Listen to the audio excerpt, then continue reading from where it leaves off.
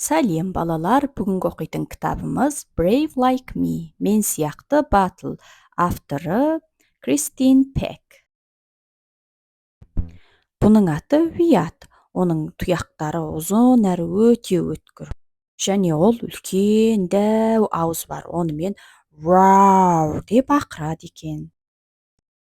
Вият ол арыстан, ал арыстанның ештеңеден қорықпайтын, оның өте батыл екенін барлығы біледі. Мұнда көкек айтады, неткен батыл дейді.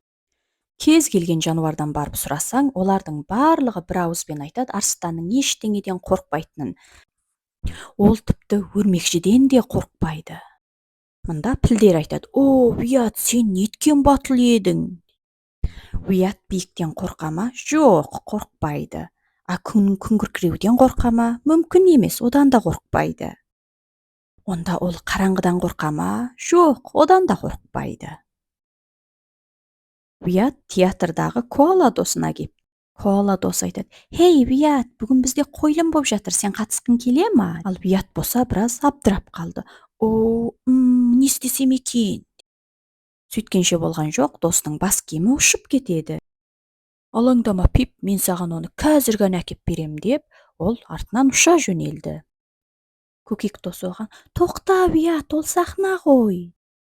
Аха, таптым сені деп, ол Вият сахнаға атып шығады. Көп адамдардың алдына шыққан Вият қорыққаннан бірақ қатып қалады. Вият не істерін білмей қатты қобалжып тұр. Сахнаның артындағы достары оған ақырындап қол шапалақтайды. Және басқа адамдар да оған еріп, қолдарын шапалақтайды, қошемет көрсетеді. Вият қатты қорқса да, қобалжыса да, ол қорқынышын басып, адамдардың алдына өнерін көрсетеді, оларға күшті билеп береді. Залдағы адамдар Вияттың биін қатты ұнатады. Олар қошемет көрсетіп, Виятқа гүл беріп, оны күшті сахнадан шығарып салады.